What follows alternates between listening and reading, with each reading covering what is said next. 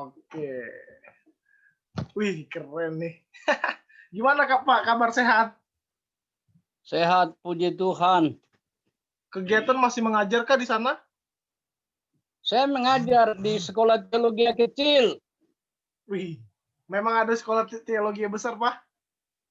Ya adalah STT Jakarta, Duta Guys, Wacana, Satya Wacana, oh, STT HKBP. Kita kecil-kecilan aja. yang kecil-kecil aja ya. Ya, Mantap. Pak, sharing dong, Pak. Pengalaman Bapak belajar di STT Jakarta tahun berapa sih masuk sampai selesai kuliah seperti itu? nah Karena ini kan, ngapain sih kamu ini mau tanya apa? Kenapa jadi pengalaman STT iya, Jakarta? itu pengantar saja, Pak. Jadi begini, saya itu kan mahasiswa pindahan. Saya Nah, dulu sekolah di Rantepao sampai sarjana muda. mm, Lalu saya ke Jakarta tahun 78 mm, untuk mengambil sarjana lengkap namanya mm, dulu. mm, Nah, masuk STT tahun 78, lulus sarjana lengkap tahun 80. mm. Nah, apalagi Oke. Terus kalau pengalaman sih tertarik ngambil ya etika tuh gimana, Pak? Tertarik buat ngambil etika Kristen tuh apa yang mendasari Bapak ngambil etika?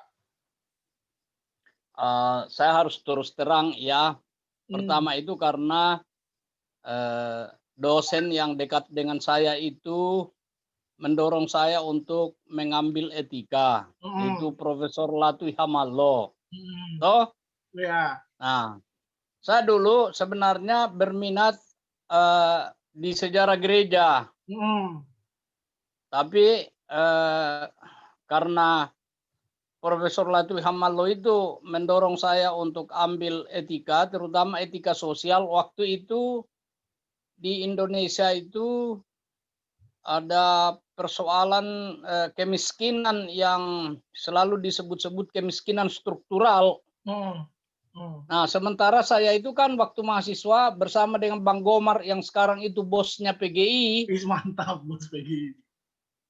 ya toh? Iya, betul betul. Kami dulu waktu mahasiswa bersama-sama itu kami membentuk namanya PPM 25. PPM 25, oke. Jadi pusat pelayanan masyarakat menurut Matius pasal 25 itu apa yang kamu lakukan kepada saudaraku yang paling kecil itu kau lakukan untuk saya. Oke.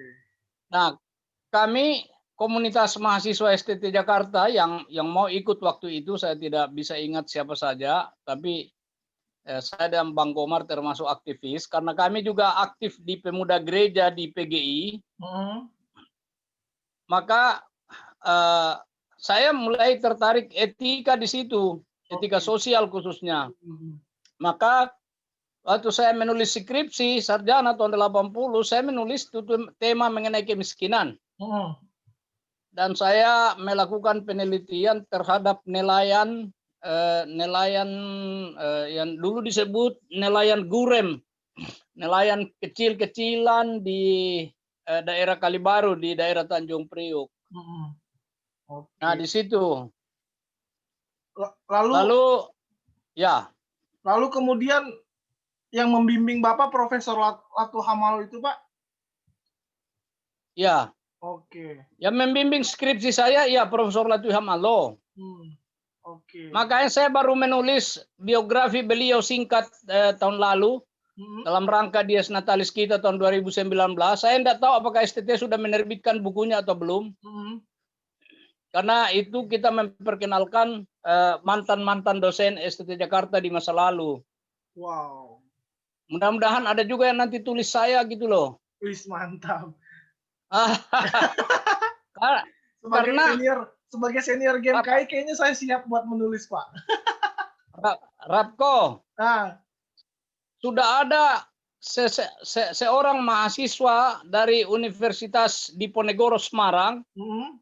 menulis mengenai saya dalam kaitannya dengan dia punya tesis S2 Wow. eh, mengenai lingkungan hidup. Jadi dia Oh, mengambil salah seorang tokoh Muslim dan dia mengambil saya sebagai tokoh dari Kristen yang peduli pada persoalan lingkungan hidup. oke, menarik sih. Oh, Keren. jadi kan luar biasa tuh. Keren, keren, keren. Orang lain nulis kita. Mantap, mantap, mantap. Keren, keren. Oke.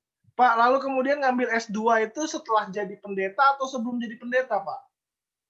Sebelumnya, jadi begini, dulu itu, jadi ini akan agak apa gitu. Jadi tahun 80 itu, saya kan lulus dengan sangat baik. Cum laude. Ya. Wis mantap. Dan cum laude-nya ranking 1 karena waktu itu ada dua orang yang cum laude, satu dari GKP, sekarang sudah pensiun di Gereja Pasundan. Jadi waktu itu saya langsung ditawarkan untuk belajar S2 dengan beasiswa penuh. Di kampus kita juga? Ya, di kampus kita juga karena waktu itu sebenarnya saya mendaftar ke luar negeri tapi beasiswa tidak ada yang bisa memberi full gitu. Saya dapat beasiswa, belajarlah saya di STT Jakarta, tapi program SIGES itu yang dulu sekarang namanya ATU. Itu sekolah yang diselenggarakan bersama konsorsium sekolah-sekolah teologi di Asia Tenggara. Asia Tenggara, oke, iya. ATCA, ya. ATCA, betul. Oke. Lalu kemudian banyak yang lulus. Banyak yang lulus. Banyak yang lulus dari ATCA, termasuk Ibu Pendeta Sinulingga di GBKP. Oke, wow. Kriterianya pada saat itu apa, Pak, untuk mengambil beasiswa di ATCA itu? Karena kan nggak mudah tuh untuk masuk ATCA tuh, untuk ngambil program. Ya, jadi kan ATCA ini mempunyai yang disebut host school, yaitu sekolah penyelenggara. Jadi prosesnya itu diselenggarakan oleh sekolah penyelenggara. Misalnya kita di STT Jakarta sebagai hostnya, saya menempuh ujian di situ, dan kalau hasil ujiannya itu baik, kita masuk kriteria yang dapat beasiswa. Oke. Kira-kira begitu. Lalu setelah lulus S2 itu mengambil pendeta atau lanjut dulu S3, Pak? Belum, saya jadi pendeta di Makassar. Sambil mengajar di STT Intim. Oh, STT Intim, oke. Ya. Jadi di STT Intim saya mengajar 4 tahun, saya menjadi pendeta 2 tahun saja karena saya vikaris 2 tahun sebelumnya. Lalu saya diutus oleh gereja saya pergi ke PGI, bekerja sebagai staf di PGI untuk pendidikan dan pembinaan selama 5 tahun. Wow. Itu tahun 2000. Oh, kok 2000? Tahun 90. Tahun 87 sampai tahun 92. Wow. Tapi saya sampai sekarang karena saya datang dari gereja kecil tidak bisa masuk MPH, kalah terus. Punya harapan jadi ketua umum, Pak. Itu dia, jangan boro-boro jadi ketua umum. Jadi anggota MPH saja tidak bisa terpilih. Padahal kan pemikiran Bapak bagus tuh, kenapa nggak bisa masuk pada saat itu? Jadi Rapko harus mengerti, walaupun kita ini bekerja di gereja, gereja itu juga penuh dengan intrik politik. Oke. Kalau you datang dari gereja kecil, siapa yang mau pilih kamu? Iya sih. Tokoh gereja itu hanya datang dari gereja yang besar, begitu kan? Oke. Tapi yalah, itu kenyataannya begitu. Iya, itu realita betul. Ya. Oke. Lalu setelah itu Bapak jadi pendeta, habis itu langsung lanjut studi. Jadi sementara saya di PGI kan sebenarnya waktu saya ada 2 periode. Tapi waktu saya menjelang mau menyelesaikan periode pertama, STT panggil saya kembali. Oke. Bapak harus sekolah katanya. Oke.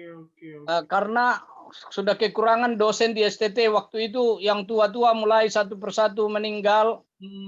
Ada Pak Abineno, ada Pak Maitimu, ada Pak Sijabat sudah meninggal semua. Lalu dosen dari luar negeri mulai pergi pulang. Jadi saya dipanggil bersamaan dengan Pak Semhak.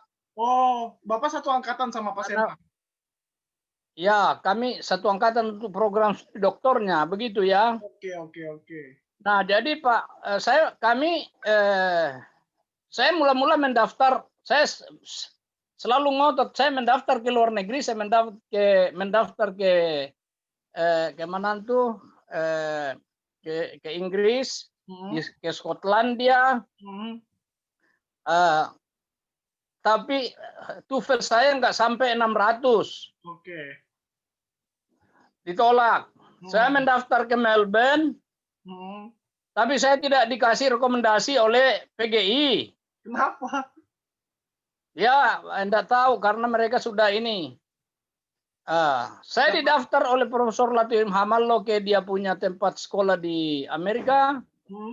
Juga tidak ada beasiswa, itu Persetia punya urusan waktu itu. Oke. Persetia katakan, saudara kalau diterima di sana harus cari beasiswa sendiri karena beasiswa Persetia sudah dipakai orang lain. Nah, jadi saya tidak pergi. Ya saya ambil di Jakarta, saya mendaftar ke SIGES lagi. Oke. Nah, jadi SIGES yang membimbing saya di Jakarta itu adalah Profesor Latif Hamallo lagi. Lalu pembimbing yang kedua itu Profesor Mahnis Suseno. Serius Mahnis Suseno?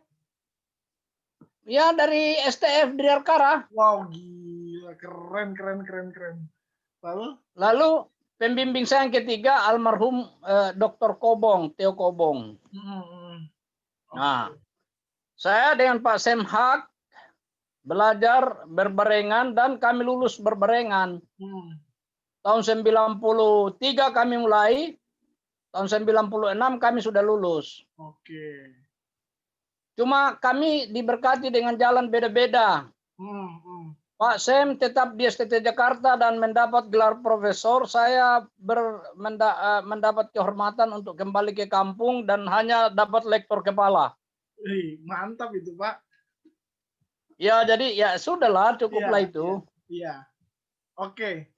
Ini menarik, Pak. Saya kemarin hubungin Bapak untuk ngobrol soal pendeta itu sebetulnya gelar yang penting atau enggak sih, Pak, setelah lulus dari teologi seperti itu?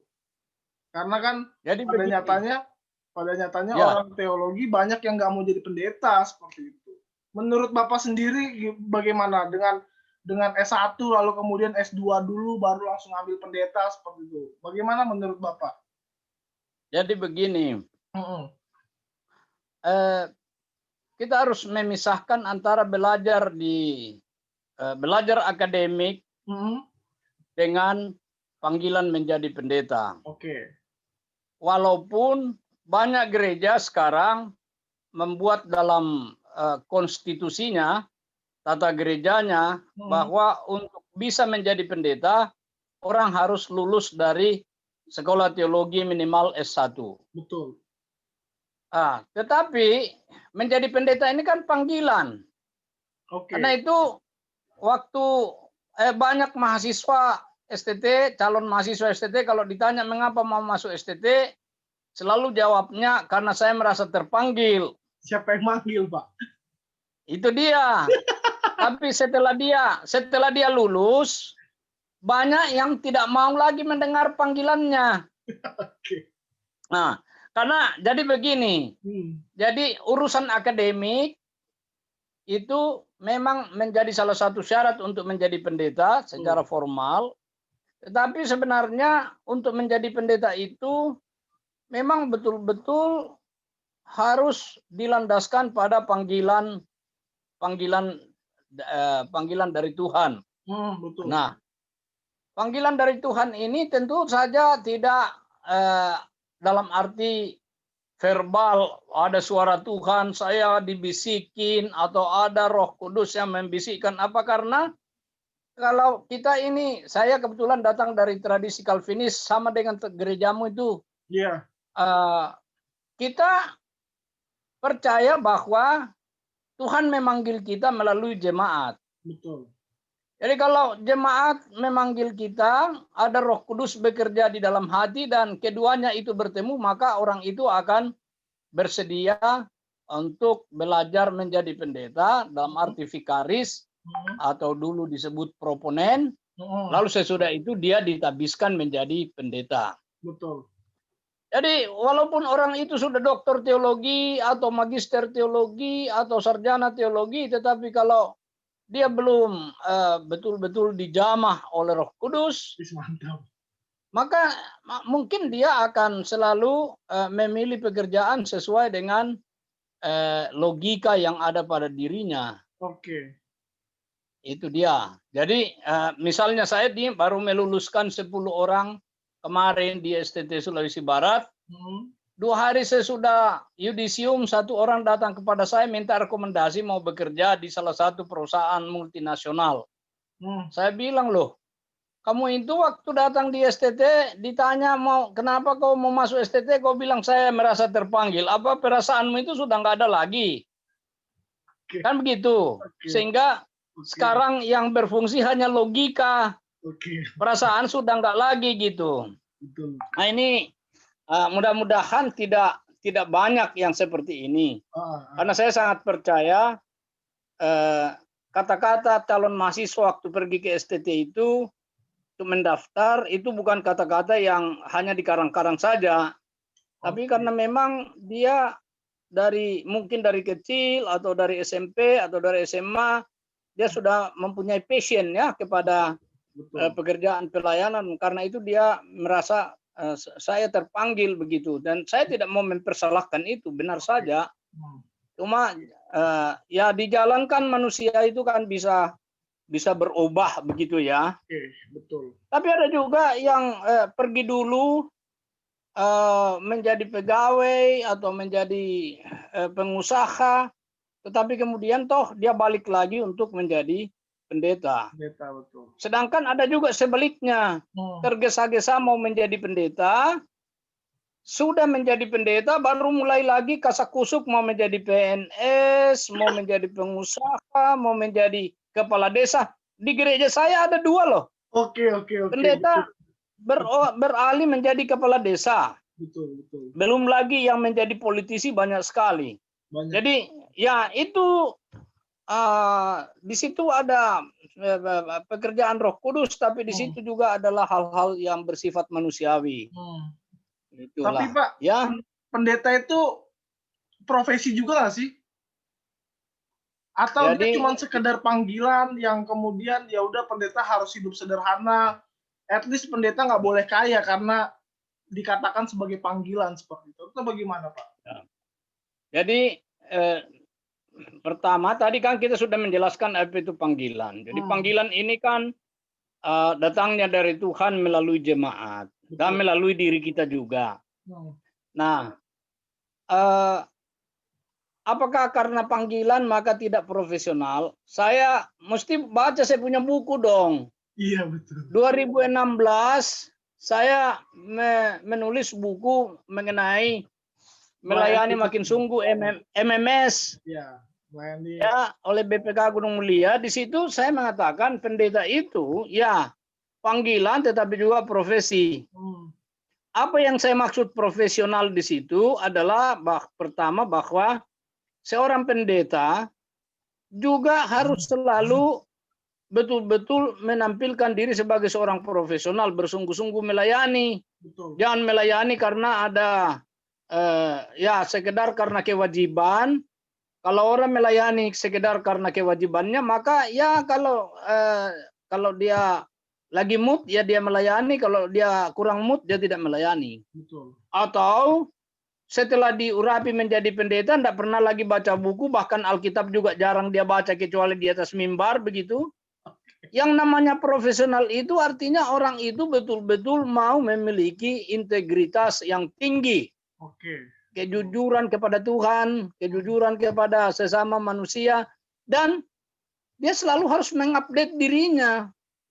Karena seorang profesional itu selalu itu harus menguasai baik secara teori maupun secara praktik apa yang mau dia layankan kepada jemaat. Jangan pelayanan itu terlalu banyak dikooptasi oleh misalnya kepentingan ekonomi, kepentingan kekayaan, dan lain-lain. Oleh sebab itu, pertanyaanmu itu penting. Apakah seorang pendeta tidak boleh kaya? Nah, kekayaan ini kan relatif juga, Rabko. Iya, betul. Apakah yang dimaksud di situ kekayaan materi? kalau kekayaan materi dalam arti berlebihan, punya rumah besar, punya mobil mewah, punya apalagi punya banyak harta begitu, saya mau katakan pendeta tidak.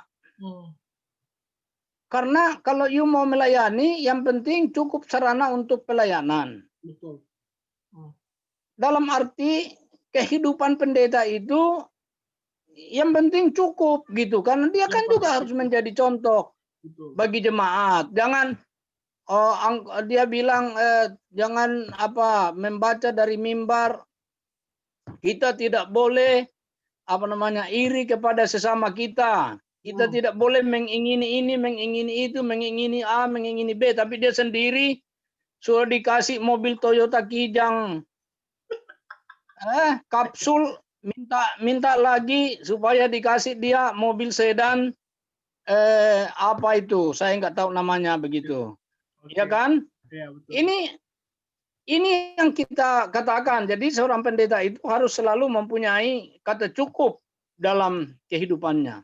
Oke. Saya ini sekarang bekerja di STT Sulawesi Barat, tidak ada yang gaji saya karena STT Sulawesi Barat tidak punya uang untuk menggaji, tapi ada orang memberi diakonia kepada saya terima, saya pakai untuk pelayanan, saya pakai untuk mencukupi kebutuhan hidup saya dan keluarga saya. Cukuplah itu. Oke, betul. Tapi puji Tuhan ini saya dikasih meja gratis oleh tukang mebel yang saya beli kursinya. Dia bilang, Bapak sudah punya meja belajar? Saya bilang, kebetulan belum ada. Baik Pak, saya akan berikan gratis. Nah, itu kan bagaimana Tuhan bekerja toh. Betul. Ini contoh. Betul. Ya. Betul. Oke. Nah, saya percaya begini, Rapko, sebelum you terlalu banyak bertanya, saya kasih jawaban duluan yang paling banyak. Oke. Saya sangat percaya Tuhan itu kan sangat adil. Dan Yesus sendiri waktu mengutus murid-muridnya, dia bilang jangan bawa A, jangan bawa B, jangan bawa ini, jangan bawa itu. Oleh karena apa? Orang yang bekerja akan mendapat upahnya. Jadi jangan upah dulu yang dipikirkan seorang pendeta. Yang harus dia pikirkan dulu adalah bagaimana ia melayani dengan baik. Upah datang sendiri banyak gitu. Apakah pendeta boleh kaya? Artinya memiliki banyak. Boleh, asal jangan dia pelit-pelit gitu. Jangan dia memiliki kekayaannya cuma pamer-pamer doang gitu. Betul. Dia harus pakai kekayaannya untuk pelayanan. Oke. Ini menarik sih, Pak. Ini kan karena kita bicara soal etik ya. Bagaimana kemudian misalnya pendeta yang terkenal misalnya, lalu kemudian saya pengen ngundang nih pendeta yang terkenal itu, katakan Pak Borong lah, saya pengen undang di Kebaktian Padang misalnya. Lalu kemudian Pak Borong minta bayaran 10 juta misalnya untuk melayani ibadah Padang. Itu sebenarnya boleh atau tidak, Pak? Sebagai pendeta sudah memberikan tarif. Kalau menurut saya itu sudah bukan pendeta. Tapi itu bukan panggilan lagi, tapi itu profesional. Jadi dia sudah lebih menonjolkan profesinya, dan oleh karena dia terkenal maka dia minta dibayar seperti ini. Itu kan sudah seperti petinju, pemain bola. Betul. Apalagi begitu. Jadi itu betul-betul hanya profesional aja yang dia pikirin. Oke. Berarti pelayanannya tidak lagi. Dalam case itu nggak bisa ya Pak, dalam artian nggak boleh menentukan tarif. Ya janganlah menentukan tarif. Apa yang dikasih oleh jemaat kepada kita sebagai tanda syukur mereka, itulah yang diterima. Tapi memang begini juga lah, supaya adil ya Rapko. Saya dulu mempunyai teman pendeta yang cukup dikenal juga, pergi melayani satu kebaktian Natal bersama dengan seorang artis penyanyi terkenal di ibu kota. Betul, oke. Panitia ini mengundang pendeta ini untuk khotbah kira-kira 30 menit ya. Betul. Artis ini datang menyanyi kira-kira 1 jam, memberi hiburan gitu. Nah, ketika Pak Pendeta ini dikasih honor, Waktu itu dia menerima 1 juta, Hmm. tapi artis itu menerima 10 juta. Oke. Jadi dia hanya mengatakan, ya saya harap jemaat juga mau menghargai pendeta. Hmm. Saya juga mempersiapkan khotbah dan khotbah saya itu mungkin sama pentingnya dengan hiburan, nyanyi lagu-lagu hiburan yang dipersembahkan oleh artis itu. Oke. Kenapa profesi dia dihargai terlalu tinggi, sementara profesi saya dihargai terlalu Rendah. rendah. Oke. Nah, jadi saya kira ini juga harus dipahami oleh jemaat. Saya sampai sekarang Hmm.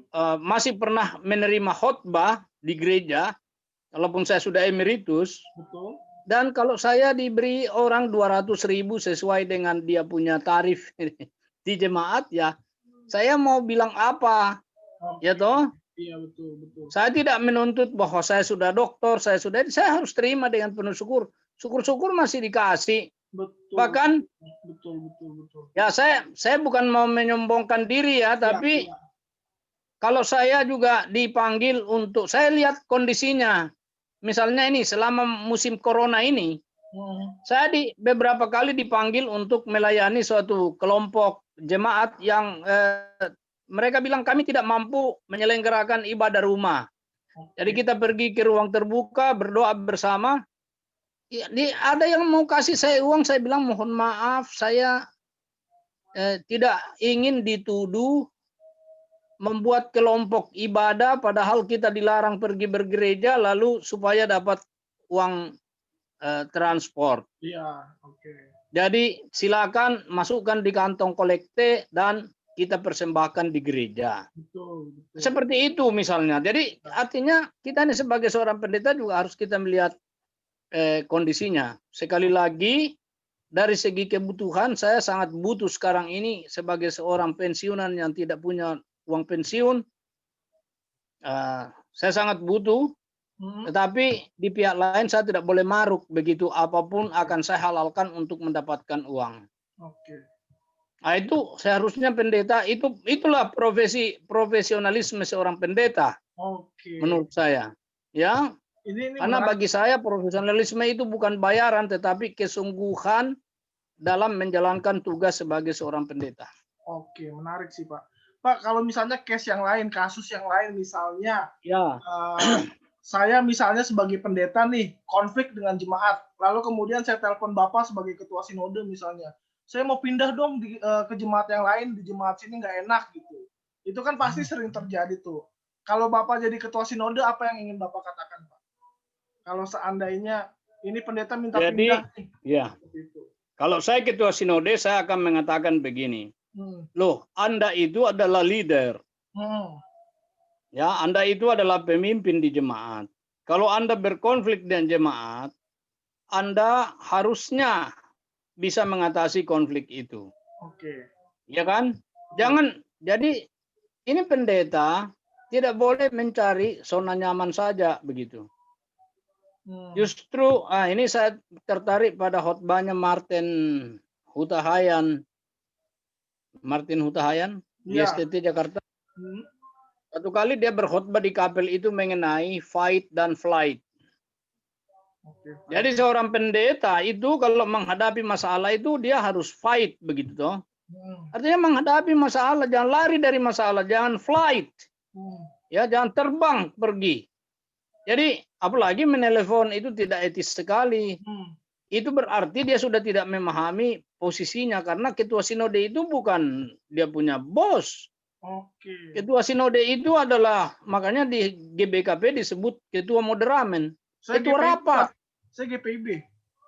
Ya, GPIB ya. Iya. GPIB ya, tapi kan walau GPIB kan presbiterial sinodal. Betul. Ketua sinode itu bukan penguasa di gereja yang bisa seenaknya pindahkan orang begitu kan? Oke, betul.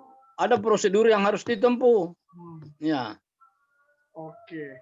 Lalu kemudian seperti ini Pak, misalnya ini sudah mau dekat-dekat tanggal perpuluhan atau persepuluhan, lalu kemudian pendeta gencar untuk menyelipkan khotbah-khotbah untuk bayar persepuluhan. Sebenarnya itu secara etika bagus atau tidak sih Pak? Jadi saya kira, jadi kan begini, Hmm, kalau pada waktu Natal kan khotbah kita khotbah Natal kan. betul.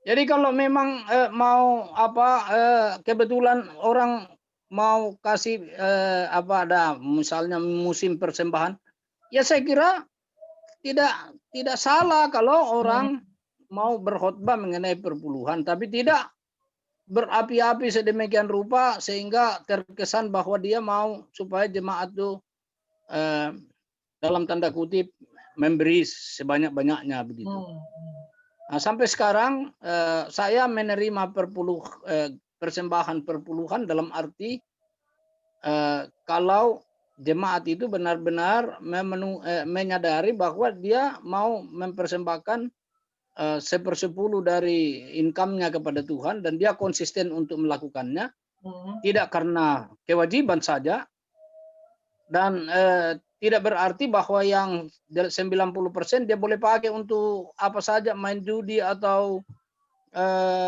hura-hura begitu. Karena sebenarnya kan semua kehidupan kita akan persembahkan sebagai persembahan yang hidup kepada Tuhan.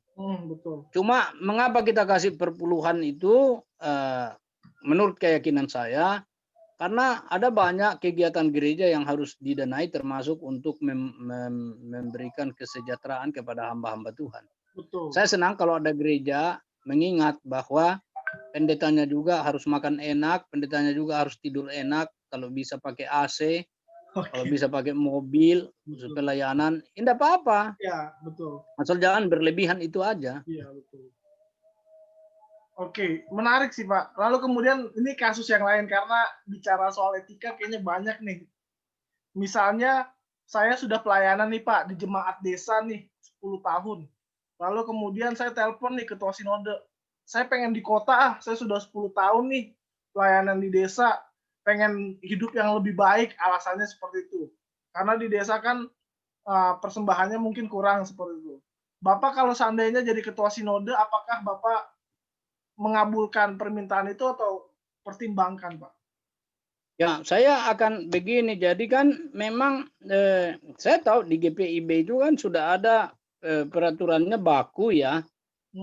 Biasanya pendeta lebih muda itu ditempatkan dulu di wilayah pedesaan, pertama untuk belajar bagaimana mengelola pelayanan dengan baik dalam jemaat yang lebih kecil, yang lebih sederhana, sebelum masuk ke dalam jemaat kota yang lebih rumit ini.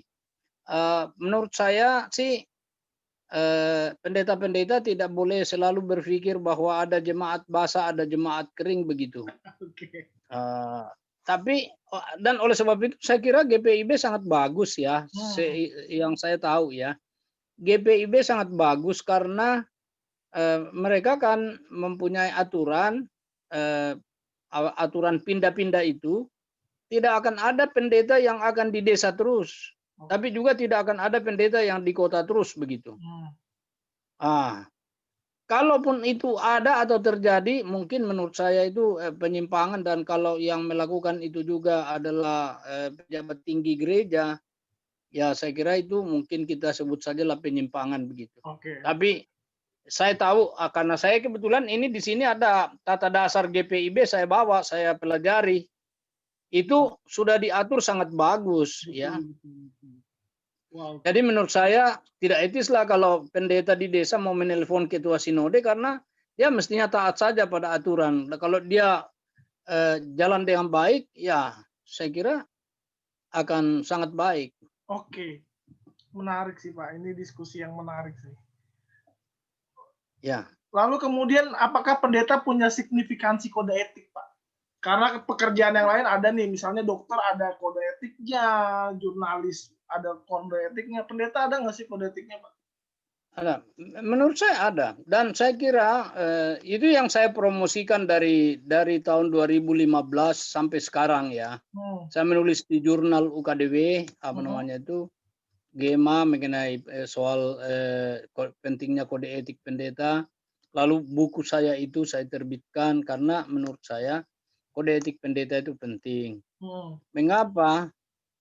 karena pendeta ini dulu nomor satu harus tahu dia punya diri, ini saya ini siapa gitu. Jadi kalau tidak ada kode etik, tidak ada tempat dia bercermin. Betul, betul. Jadi kalau kata Rasul Paulus, hukum Taurat itu adalah tempat kita bercermin supaya kita tahu diri kita. Saya ini orang berdosa atau saya ini orang suci, begitu ya. Oke. Maka kode etik pendeta itu untuk menjadi cermin bagi setiap pendeta untuk tahu, loh saya ini sudah menjadi pendeta atau belum. Oke. Saya ini pendeta yang baik atau pendeta yang buruk, begitu. Karena selalu ada kriteria-kriteria yang dia bisa pakai mengukur dirinya sendiri. Oke.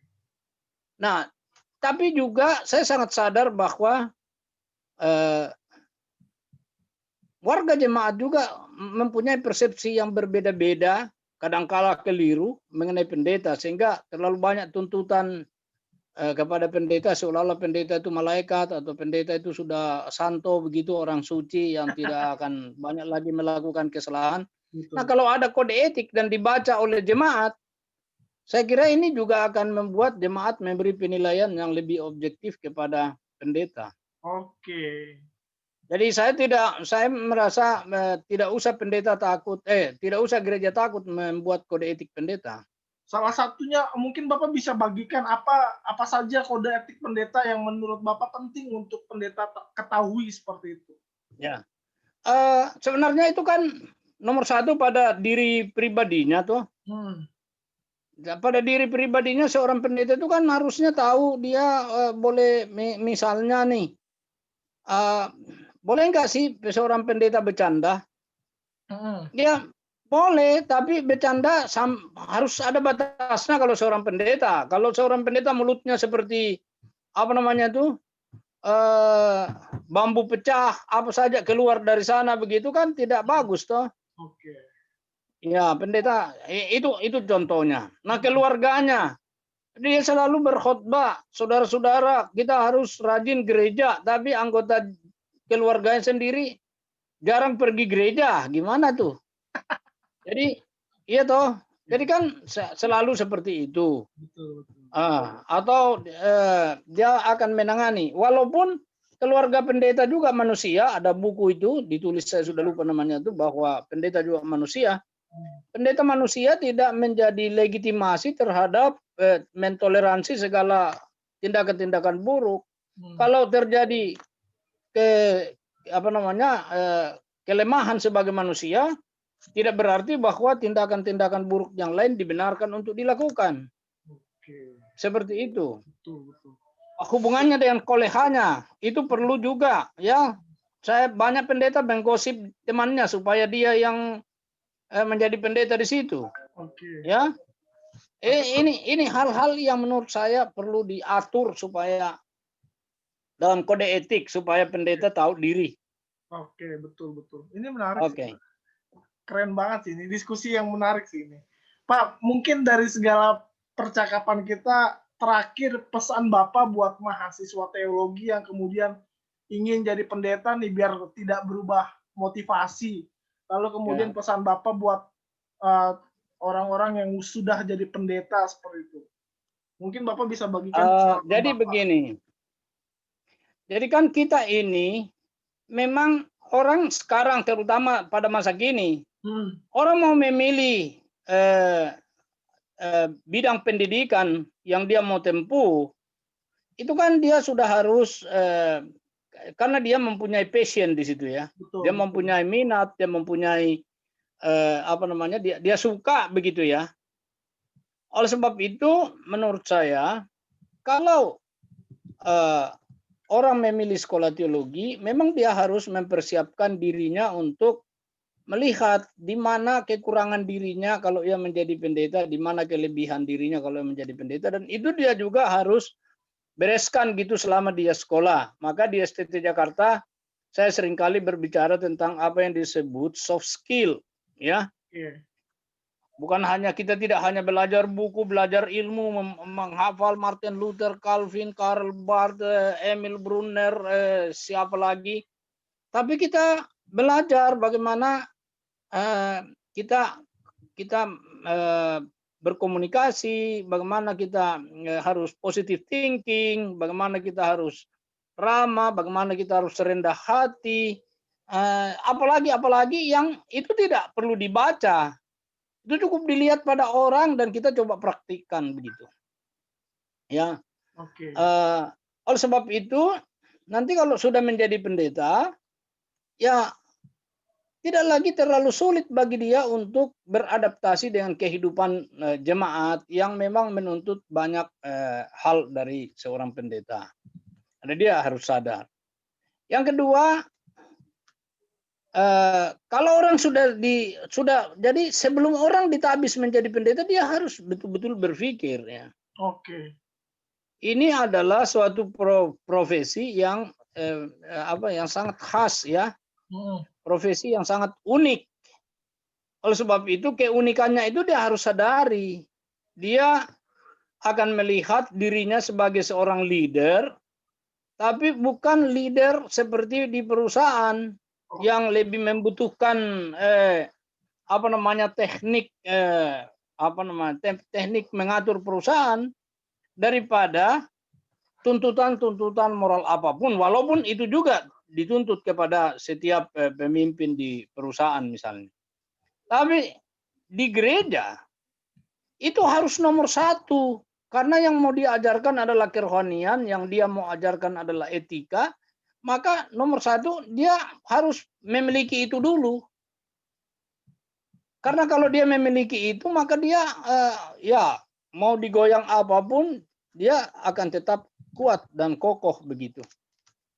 Jadi yang disebut integritas kalau di dalam bahasa kerennya begitu. Seorang pendeta harus mempunyai integritas. Integritas intelektual berarti dia memang harus kuasai kitab suci yang mau diajarkan kepada jemaat. Dia mempunyai integritas moral, artinya apa yang diajarkan kepada jemaat dia dulu melakukan. Integritas rohani berarti dia juga harus mempunyai kedekatan yang baik dengan Tuhan. Integritas sosial bahwa dia mempunyai komunikasi yang baik, hubungan yang baik dengan jemaat maupun dengan orang lain dan seterusnya. Kira-kira begitu, Rapko. Oke. Wah, Pak, thank you banget ini, Pak, sudah mau sama-sama. Sudah mau ngobrol untuk masalah ini karena ini menjadi pergumulan juga mungkin bagi saya juga, bagi teman-teman yang lain yang mungkin belum pendeta? Belum ditabis? Belum, Pak. Sudah vikaris? Saya masih ngajar dulu, Pak. Vikaris pun belum, Pak. Oh iya. Saya jadi guru agama, Pak. Saya jadi guru agama. Okay.